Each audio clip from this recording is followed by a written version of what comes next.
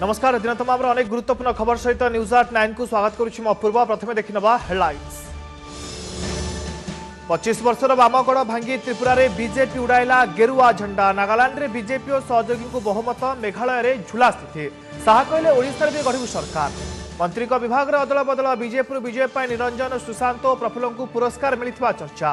पूर्त और जलसंपद विभाग छाड़िले मुख्यमंत्री। जगापाई आईन विभाग बेल नहीं। प्रस्ताव सत्वे कार्यकाल सरिवार 7 मास पर भी गठन हो पारुनी श्रीमंदिर परिचालना कमिटी। गजपति महाराज को क्षोभ। केउठी अछंती काश्मीरी छात्र सोहेल। कोलकाता खाली हाथ में फेरला कमिशनरेट पुलिस। एपटे सोशल मीडिया रे मां और भाई को आकुल निवेदन।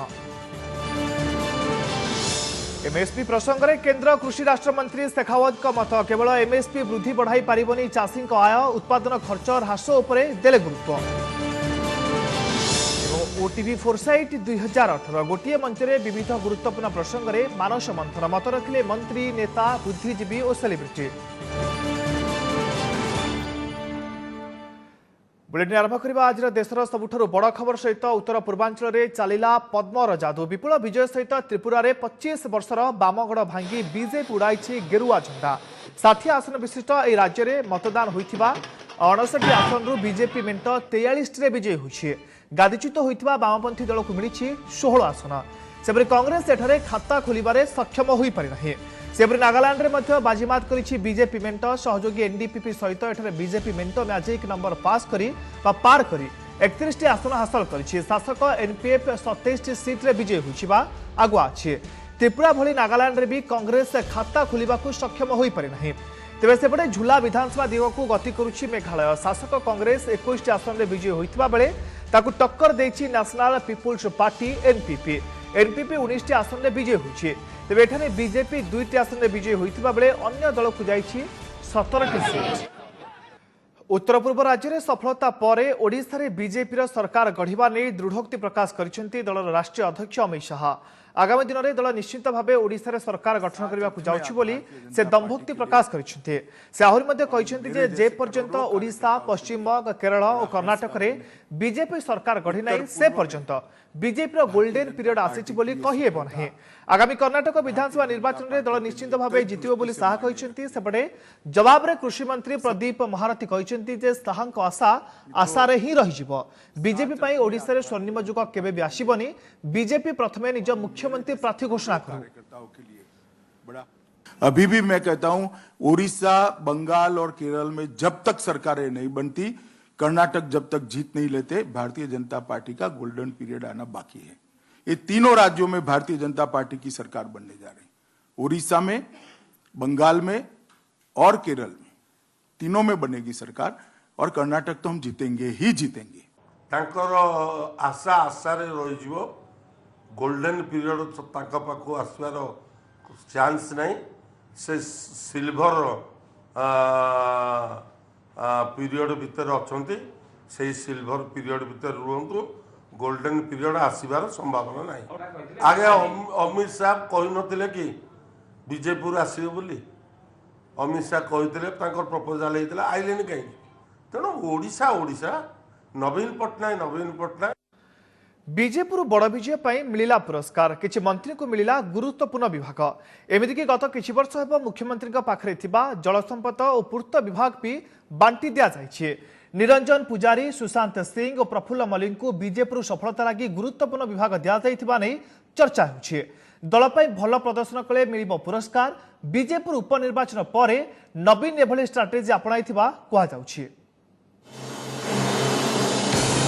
निरंजन पुजारी, सुशांत सिंह, प्रफुल्ल मल्लिक, अनंत दास और प्रताप जेना यह 5 मंत्री को मिला अतिरिक्त विभाग दायित्व। नगर उन्नयन विभाग दायित्व थिबा निरंजन पुजारी को मिला जलसंपद विभाग अतिरिक्त दायित्व। सेहीपरि श्रम विभाग सह सुशांत सिंह को मिला शक्ति विभाग। खनि और इस्पात सह प्रफुल्ल मल्लिक को मिला पूर्त विभाग। अनंत दास को उच्चशिक्षा सह मिला शिल्प और स्वास्थ्य मंत्री प्रताप जेना को मिला सूचना और लोकसंपर्क विभाग। तेबे बीजेपी निर्वाचन में बृहत विजय पर निरंजन, सुशांत और प्रफुल्ल को पुरस्कार मिलथिबा चर्चा हेउछि। ए 3 मंत्री बीजेपी उपनिर्वाचन में निर्वाचन परिचालनार गुरुत्वपूर्ण दायित्व रे थिले। मंत्री निरंजन पुजारी पश्चिम ओडिशारू प्रतिनिधित्व करुथिबारु तांकु जलसंपद विभागर दायित्व दिया जायछि। कारण बीजेपुर रे गंगाधर मेहर लिफ्ट इरिगेशन प्रोजेक्ट को तदारख करने सह महानदी विवाद उपरे मध्य से नजर रखि पारिबे। बीजेपुर भल फलाफल बोलिकी कौन भाविक मुख्यमंत्री आमर उपर आस्था प्रकट कर प्रथम थर कर पश्चिम ओडिशा लक्षे भोट प्रार हो माननीय मुख्यमंत्री से खुशी प्रकट भी कर बोधे दे पारती से भाविक दे पारती। माननीय मुख्यमंत्री जो गुरु दायित्व देते मते मु निश्चय निर्वाह करी जहाँ भी काम बा कौन सी प्रकार प्रोब्लेम आसीबो ताको निश्चय ठीक भाव निर्वाह कराई। बीजेपुर उपनिर्वाचन बृहत विजय पर सुप्रीमो नवीन पट्टनायक नुआ स्ट्राटेजी ग्रहण करिथिबा दल भितर चर्चा हेउछि। दल पई काम करी भल प्रदर्शन कले मिलिबो पुरस्कार। खास एथिपई दीर्घ वर्ष हेबो मुख्यमंत्री को पाखरे थिबा जलसंपद और पूर्त विभाग को मध्य मंत्री मानक मध्यरे बांटी दिया जायछि। सेपटे दल कहिछि विभाग अदल बदल मुख्यमंत्री इच्छाधीन व्यापार जहाकू जेतेबेले उपयुक्त बोली भाबिबे तांकू सेई विभाग दैछंती। से जेकोसी समय चाहे मंत्रिमंडल भी अदल बदल करें एवं विभाग अदल बदल करें। It is purely his CM's prerogative. इटा निश्चित भाव में जो मैंने श्रृंखलित भाव में दल कार्य करती सरकार कार्य करती दक्षता को देखी आवश्यकता को देखी विभिन्न समय मुख्यमंत्री विभिन्न दायित्व दियंती। बीजेपुर उपनिर्वाचन फलाफल बीजेडी सुप्रीमो को खुश करने सह बीजेडी कैंप को मध्य उत्साहित करिछि। आज विभाग बंटनरू एमिति किछि संकेत मिलुछि। तेबे चर्चा हेउछि बीजेपुर को एक मॉडल निर्वाचन मंडली भाव में नहीं राज्य सरकार आगकू काम करिवे। बरगढ़ दीपक शर्मा और भुवनेश्वर कैमरा पर्सन भवानी हरिहर चांद को रिपोर्ट ओटीवी। 4.5 कोटी ओडियांक आराध्य देवता महाप्रभु जगन्नाथ मामला भी राज्य सरकार उदासीनता खोलाखोली उद्वेग प्रकाश कले पुरी गजपति महाराज। श्रीमंदिर परिचालना कमिटी कार्यकाल शेष होबार 7 मास बीतिलानी। राज्य आईन विभाग पाखरे नुआ परिचालना कमिटी गठन नहीं प्रस्ताव भी पड़ी रही हेले एजाए नुआ कमिटी गठन नहीं ना धरू नाहंती राज्य सरकार।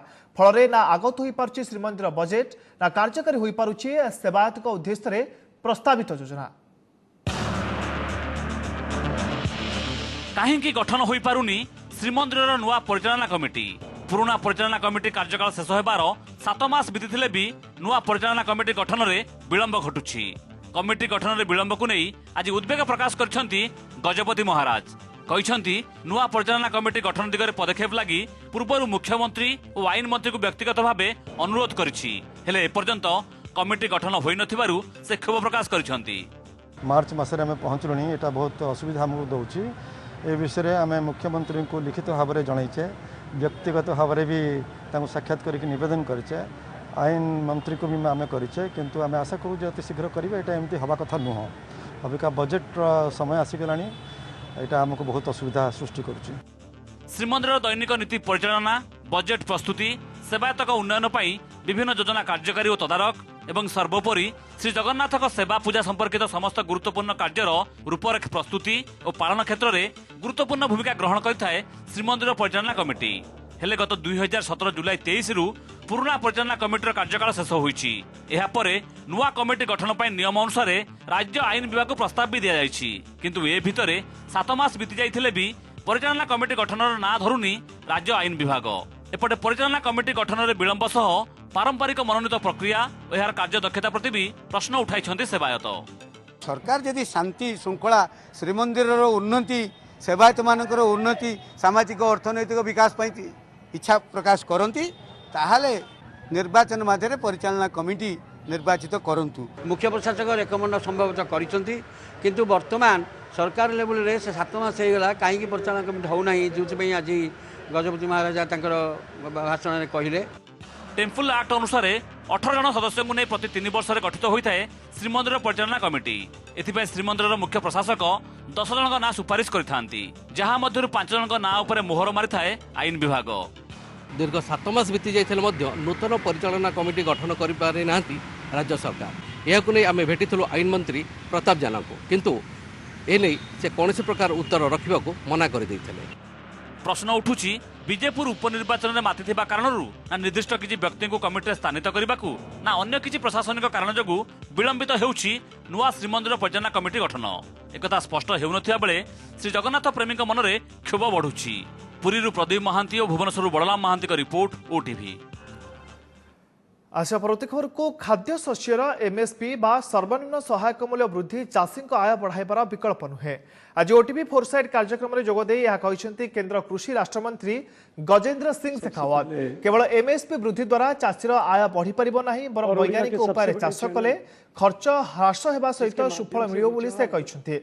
से आहरी कहते जे कौन गोटे राज्य एमएसपी वृद्धि करना एमिति कले अराजकता बढ़ विद्वेष सृष्टि होब। सेहीपरि गत वर्ष ओडिशा रे देखा देइथिबा चकड़ा पोकर प्रादुर्भाव उपरे मध्य मत रखिसेंति केंद्र कृषि राष्ट्रमंत्री। चाषी को उचित परामर्श मिलु नथिबारु चकड़ा प्रादुर्भाव रोकिबाकू दिया जाउथबा विष अनुचित व्यवहार पई प्रादुर्भाव को बढ़ाउथला।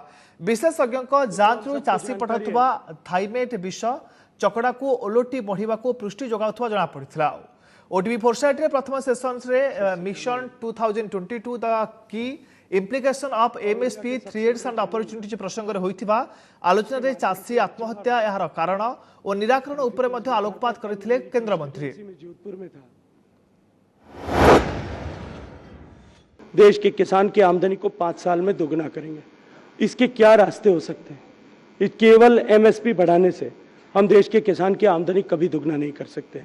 यदि एमएसपी को और भी अधिक बढ़ा दिया गया, ये कभी किसान की आमदनी को बढ़ाने का सोल्यूशन नहीं हो सकता, क्योंकि उसके कंपैरिजन में कॉस्ट इनपुट की कॉस्ट लगातार उतनी गति से और उससे तेज गति से बढ़ती जा रही है। हमको किसान की लागत को कम करना पड़ेगा। 200 किसानों से कि आपने क्या पेस्टिसाइड इस पेस्ट के कंट्रोल के लिए उपयोग किया, वो 200 खाली बॉक्सेस उनसे इकट्ठे किए। और जब वो समाचार आया अगले दिन, मुझे मेरी रूह कांप के, एक किसान होने के नाते कहता हूं मेरी रूह कांप के, जो कुल 200 बॉक्सेस मैंने दिए थे उसमें से 68% बॉक्सेस जो हैं वो थाइमेट और थाइमेट के पैरेलल मेडिसिन के थे, जो उस हॉपर के लिए, उस कीड़े के लिए न्यूट्रिएंट, बेस्ट न्यूट्रिएंट का काम करता है। जो बचे हुए 38% थे, उन 38% में से 28% जो है वो स्पूरियस थे और 10% केवल जो है वो। आज अनुष्ठित ओटीवी अष्टम वार्षिक आलोचना चक्र और सम्मिलनी ओटीवी फोरसाइट रे अन्य गुरुत्वपूर्ण प्रसंग रे आलोचना होइथिला। एसो प्रसंग रे विभिन्न क्षेत्र रे प्रतिष्ठित व्यक्ति सेमानकर मत रखिथिले। सेहीपरि उपस्थित बुद्धिजीवी मध्य प्रश्न पचारिथिले। गोटे मंच रे विभिन्न प्रसंग रे आलोचना, पर्यालोचना और निष्कर्ष बाहर करिवार प्रयास। विगत वर्ष गुड़िक भली एथर भी ओटीवी फोरसाइट 2018 रे होइतिला एमिति उद्यम। विविध प्रसंग मध्यरु आलोचना रे एक मुख्य विषय थिला पॉलिटिक्स फॉर इलेक्शंस और डेवलपमेंट एंड ग्रोथ, अर्थात निर्वाचन पई राजनीति ना विकास लगी। एथिरे विरोधी दल नेता नरसिंह मिश्र, वरिष्ठ बीजेडी नेता डॉक्टर दामोदर राउत और बीजेपी जातीय संपादक सुरेश पुजारी भाग नहीं निज निज मत रखिथिले। सामग्रिक भाव में राजनीतिर एते अवक्ष चली, जो अवक्ष भितर धीरे धीरे राजनीति केवल निर्वाचन सर्वस्व हबारे लागिलानी। विकास, लोकंकर मंगल, समाजर मंगल धीरे धीरे पछ सीट को जीवाटा आरंभ कलानी। भारत जो प्रोसेस हम डेमोक्रेसी गणतंत्र जो धारा अवक्ष किभली भाव में केते क्षिप्रतर होचे आपण माने समस्त अनुभव करछन, किंतु कहबो के साहस करने सतरे जेमथि तुंड खोलिले दंड मिलिबार भयर समस्त आतंकित। राजनीति करा जाए विकास पाई, निर्वाचन पाई नुहे, अर्थात निर्वाचन लड़िबा पाई नुहे, जितिबा पाई नुहे, लोकंगर विकास करिया पाई, राज्यर विकास करिया पाई, देशर विकास करिया पाई। किंतु दुर्भाग्य ठीक उल्टा होउछ। तृतीय अधिवेशन प्रसंग थिला making of young parliamentarians in Lok Sabha, absence of constructive debates. एने मत रखिथिले आसाम कालियाबोर लोकसभा सदस्य गौरव गोगोई और बलांगीर सांसद कलिगेश नारायण सिंह देव। The larger question I ask of myself is that how can we make parliament debate more accessible, more meaningful, more relevant for both young people who are studying in schools and universities as well as to the larger electorate. Gaurav and I are both from political families, so it's been easier for us to get into politics. But I see that changing. In my party itself, I've seen that a lot of seats nowadays are going to younger people, irrespective of the fact that whether they come from political parties or not, or political families or not. ଏହା ପୂର୍ବରୁ ଫୋରସାଇଟ୍ର ଦ୍ୱିତୀୟ ଅଧିବେଶନର ଆଲୋଚନାର ପ୍ରସଙ୍ଗ ଥିଲା Odia language beyond literature ବା ସାହିତ୍ୟର ଊର୍ଦ୍ଧ୍ୱରେ ଓଡ଼ିଆ ଭାଷା। ଏହି ଆଲୋଚନାରେ ଭାଗ ନେଇଥିଲେ ଦୈନିକ ସମ୍ବାଦର ସମ୍ପାଦକ ସୌମ୍ୟରଞ୍ଜନ ପଟ୍ଟନାୟକ, ବିଶିଷ୍ଟ ସାହିତ୍ୟିକ ହରପ୍ରସାଦ ଦାସ ଓ ରେଭେନ୍ସା ବିଶ୍ୱବିଦ୍ୟାଳୟର ପୂର୍ବତନ କୁଳପତି ଦେବଦାସ ଛୋଟରାୟ। ଭାଷାକୁ ଯଦି ଏକ ଏଭଳି ଲୋଭନୀୟ ଉପାଦାନ ହିସାବରେ ଆମେ ଉପସ୍ଥାପିତ କରିପାରିବା ତାହେଲେ ତାକୁ ଗ୍ରହଣ କରିବା ପାଇଁ ନୂଆ ପିଢ଼ି अधिक तत्पर हम। बर्तमान एनालिसिस करी जणा जायछि जे हमर कहिबार एक्सप्रेशन आवश्यकता मात्र 20%, 1% लिखित, प्राय 19% होची कथित ओरल एक्सप्रेशन एवं 80% होची निरवता। ग्रामीण भाषा होची आमर साहित्यर बीजमंत्र जो थिरे गोटे सजल निष्पाप ग्राम्यता रही। फोरसाइट्र शेष अधिवेशन प्रसंग थिला do celebrities make for bad role models. एथिरे भाग नहीं निज मत रखिथिले जनाशुना बॉलीवुड अभिनेता आशीष विद्यार्थी और अभिनेत्री तिस्का चोपड़ा। हम लोग अपने आसपास की अमेजिंग को रिकॉग्नाइज नहीं कर पाते। We start looking down on what is around us, और जो चीज दूर है, जो एक मिराज है, हम उसको सत्य मनाने की कोशिश करते हैं। To be perfect is something that only actors and actresses can experience and understand and tell you that size 0 हो या कुछ भी हो, क्या क्या करना पड़ता है उसके लिए। So I think the responsibility should be taken by the audiences themselves to not emulate actors and actresses unless it's inspiring you. कार्यक्रम आरंभ रे स्वागत भाषण रखी ओटीवी डायरेक्टर जगीमंगत पंडा कहिथिले ओटीवी नीति ना सरकार सपक्ष रे ना विरोध रे, ना विरोधी दल सपक्ष रे ना विरोध रे, केवल 4 कोटी ओडिया सपक्ष रे ओटीवी नीति। यह आम पाई गर्वर कथा जे ओडिशार टेलीविजन न्यूज इंडस्ट्री को आमे प्रोफेशनलिज्म आनीचु। आगु को मध्य आमर सेही नीति जारी रहिबो। आम नीति रे आमे ना सरकार सपक्ष रे ना विरोध रे, ना आमे विरोधी दलकर सपक्ष रे ना विरोध रे, आमे केवल ओडिशार हित रे एवं 4 कोटी ओडियांकर सपक्ष रे। ओटीवी फोरसाइट रे विभिन्न वर्गर व्यक्तिविशेष और बुद्धिजीवी बहु संख्यार जोग देई विभिन्न प्रसंग रे पैनलिस्ट को प्रश्न पचारिथिले। Bureau report OTV. सांप्रतिक राजनैतिक ढांचारे जी हजूरी करने व्यतीत अन्य कौनसी बाट ना। केन्द्र में प्रधानमंत्री और राज्य में सर्वे सर्वा मुख्यमंत्री जड़े नेतार दलीय टिकट आरंभ कर प्रदर्शन और राजनैतिक क्यारियर उन्नति सबकि बस मान हाथ में रही। आज अनुष्ठित ओटीवी अष्टम वार्षिक आलोचना चक्र और सम्मिलनी ओटीवी फोरसाइट रे जोगदे एभली मत रखिछंती बीजेडी सांसद Kalikesh Narayan Singhdeo. Making up young parliamentarians in Lok Sabha absence of constructive debates शीर्षक आलोचना चक्र रे एही मंतव्य रखिछंती कलिकेश। ता सहित से कहिछंती जे सुस्थ गणतंत्र रे भिन्न मत रखिबा दरकार, किंतु आम व्यवस्था रे सही सुजोग नाही। तेणु दल बदल और हुईप व्यवस्था रे परिवर्तन अणा जाऊ, फल रे दलरु विताड़ित हेबा किंबा सभ्यपद हराइबा भय आउ रहिबो नाही। जड़े नेता दलर नीति विरोध रे जाई मध्य मत रखि परिबो। एहा नहले सबुबेले दलीय बस को मनमानी रे चलिबाकू पड़िबो बोली मत रखिछंती Kalikesh Singhdeo. In today's political structure, your boss, the Prime Minister in the case of the Government of India, or Chief Ministers in the case of the state, they are the absolute bosses.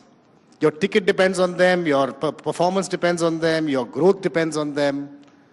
And you don't, normally in a healthy democracy, you should be allowed to contradict them, but in our Indian democracy, cutting across all states and all parties in India, the fact is you have to do juhuzuri.